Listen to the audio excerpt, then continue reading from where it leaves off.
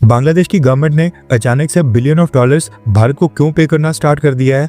America के aviation experts और उसके साथ साथ यूनाइटेड नेशंस भारत के सामने क्या डिमांड कर रहे थे जिसको भारत ने सीधा सीधा रिजेक्ट कर दिया है? और चाइना के साथ साथ भारत ने ताइवान के ऊपर क्यों एंटी डंपिंग ड्यूटी लगा दी है? काफी सारी इंपॉर्टेंट अपडेट्स आ रही हैं जो आपको मेन स्ट्रीम के न्यूज चैनल्स के ऊपर भी देखने को नहीं मिलेंगी, इसलिए इस वीडियो को एंड तक देखिएगा। सबसे पहले बात करते हैं प्रधानमंत्री मोदी की फॉरेन विजिट्स के बारे में, क्योंकि रशिया और चाइना ने तो कंफर्म कर दिया है कि उनके प्रेसिडेंट ब्रिक्स समिट में शामिल होने के लिए ब्राजील नहीं आ रहे हैं, लेकिन प्रधानमंत्री मोदी जी ने ब्राजील जाने के लिए तैयारियां भी स्टार्ट कर दी हैं। न्यूज निकल कर आ रही है कि प्रधानमंत्री मोदी ब्राजील की स्टैंड अलोन विजिट के ऊपर नहीं जा रहे हैं, बल्कि ब्राजील के साथ साथ और कई सारी कंट्रीज को कवर करने वाले हैं। 2 जुलाई को प्रधानमंत्री मोदी की विदेश यात्रा स्टार्ट होगी और 2 जुलाई को वो सीधा भारत से घाना जाएंगे, जो कि एक अफ्रीकन देश है।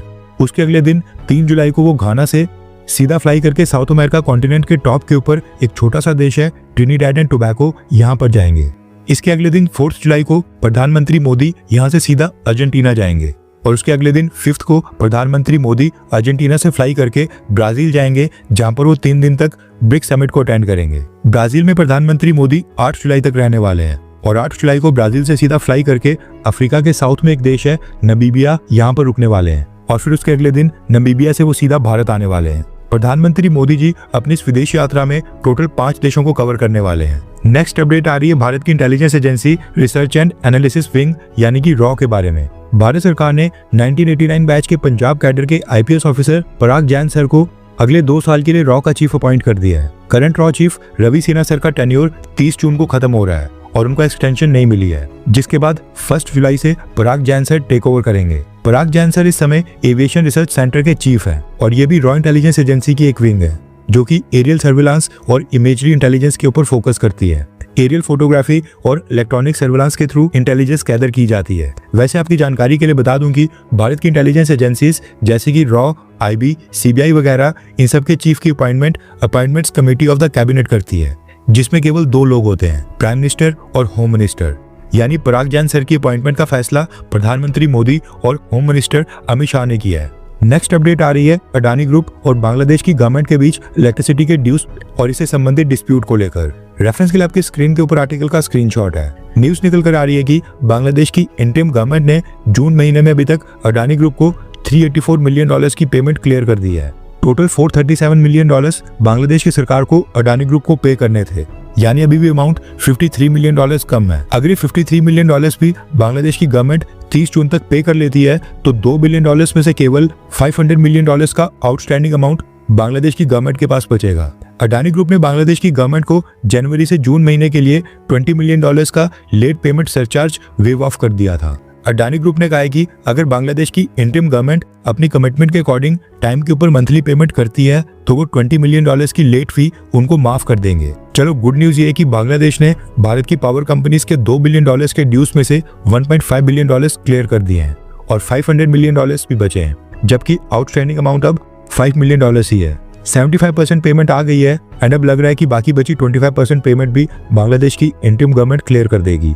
नेक्स्ट अपडेट आ रही है अहमदाबाद में जो एयर इंडिया की फ्लाइट क्रैश हुई थी उसके बारे में और अमेरिका से रिक्वेस्ट आई है कि भारत इसकी डिटेल्स हमारे साथ भी शेयर करे। दरअसल न्यूज निकल कर आ रही है कि क्रैश साइट से ब्लैक बॉक्सेस रिट्रीव करने के बाद भारत ने सबसे पहले खुद इन ब्लैक बॉक्सेस का डेटा रिट्रीव करने की कोशिश करने का फैसला किया था। भारत ने ब्लैक बॉक्स की रीडिंग और एनालिसिस के लिए एक लेबोरेटरी बनाई थी। खास बात यह है कि एयरक्राफ्ट एक्सीडेंट इन्वेस्टिगेशन ब्यूरो का जो न्यू दिल्ली में हेडक्वार्टर है, ये लैब वहां पर ही बनाई गई थी। 2 महीने पहले अप्रैल महीने में civil aviation minister Ram Mohan Naidu ने इस लैब का इनॉग्रेशन भी किया था और उस समय कहा था कि आज के बाद भारत को एयरक्राफ्ट के ब्लैक बॉक्सेस दूसरी कंट्रीज में नहीं भेजने पड़ेंगे। हमने इंटरनेशनल स्टैंडर्ड्स की वर्ल्ड क्लास लैब अब भारत में ही ओपन कर दी है, जिसके बाद हम क्रैश इन्वेस्टिगेशन खुद ही करेंगे और किसी भी देश के ऊपर निर्भर नहीं होंगे।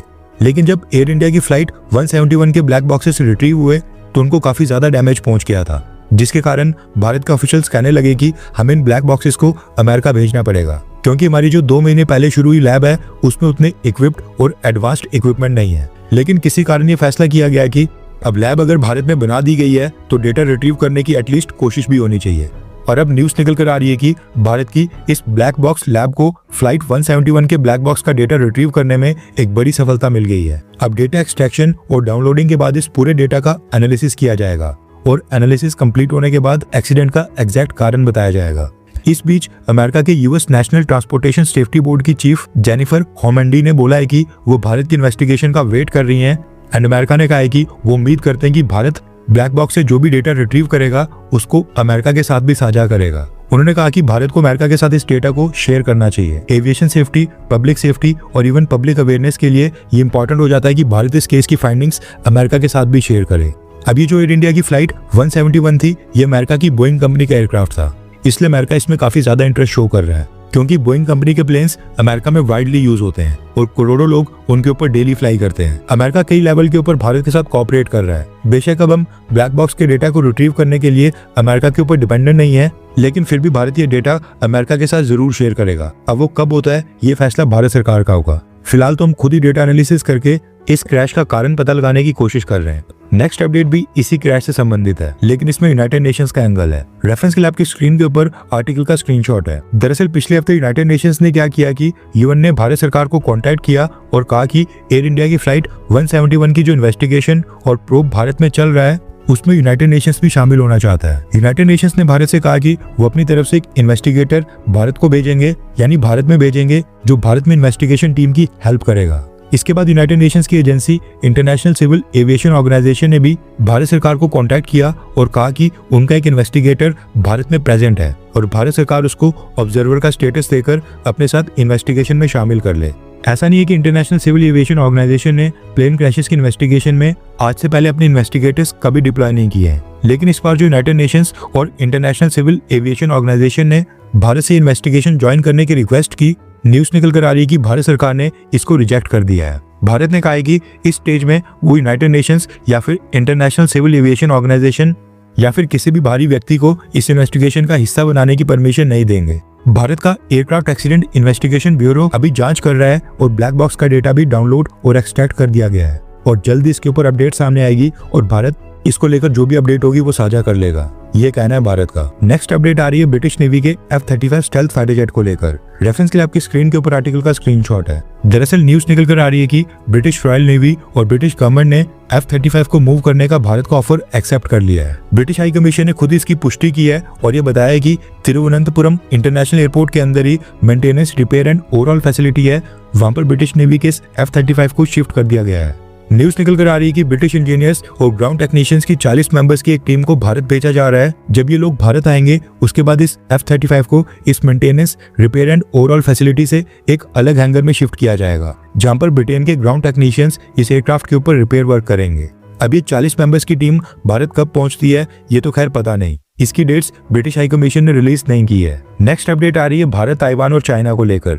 डोमेस्टिक मैन्युफैक्चरर्स को सेफगार्ड करने के लिए भारत ने ताइवान के ऊपर भी एक्शन लिया है। रेफरेंस के लिए आपकी स्क्रीन के ऊपर आर्टिकल का स्क्रीनशॉट है। भारत सरकार के directorate general of trade remedies ने क्या किया कि काफी सारी कंप्लेंट्स के बाद रिसेंटली एक इन्वेस्टिगेशन कंडक्ट करवाई थी। कंप्लेंट थी चाइना और ताइवान दोनों के खिलाफ। ये दोनों ही देश प्लास्टिक प्रोसेसिंग मशीन्स भारत की मार्केट में बेहद लो कॉस्ट के ऊपर डंप कर रहे थे, जिसके कारण भारत के डोमेस्टिक मैन्युफैक्चरर्स को काफी नुकसान हो रहा था। प्लास्टिक प्रोसेसिंग मशीन्स उन मशीन्स को कहा जाता है जो रॉ प्लास्टिक मटेरियल्स को मोल्ड और शेप करके अलग अलग प्रोडक्ट्स में कन्वर्ट करती हैं। अब सुनने में तो आपको ये एक ही कैटेगरी लग रही होगी, लेकिन इसके अंदर हजारों कैटेगरी की मशीन्स कवर होती हैं जो हजारों तरह की प्लास्टिक आइटम्स को बनाती हैं।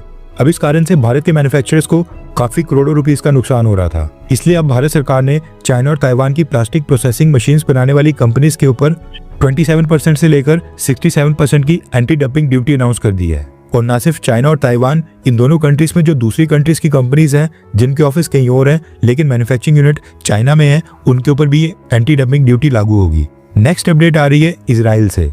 दरअसल इजराइल के डिफेंस मिनिस्टर इजराइल काट्स ने कहा है कि सीजफायर से पहले ईरान के साथ जो 12 दिन का वॉर था उसमें इजराइल डिफेंस फोर्सेस ने ईरान के सुप्रीम लीडर आयतुल्ला खामेनेई को भी एलिमिनेट करने की पूरी कोशिश की थी, लेकिन वो उनकी साइड में ही नहीं आया। इजराइल के डिफेंस मिनिस्टर ने कहा है कि अगर उस दौरान आयतुल्ला खामेनेई उनकी नजर में आता तो वो उसको भी एलिमिनेट कर देते, लेकिन ऐसी कोई operational opportunity Israel defence forces को मिली नहीं क्योंकि खामेनेई पहले से अंडरग्राउंड हो गया था। इजराइल ने कहा है कि हमने ईरान मिलिट्री के कई सारे सीनियर कमांडर्स को एलिमिनेट किया एंड उसके बाद जो उनकी जगह नए कमांडर्स बने थे आयतुल्ला खामेनेई, उनके साथ भी नहीं मिला था।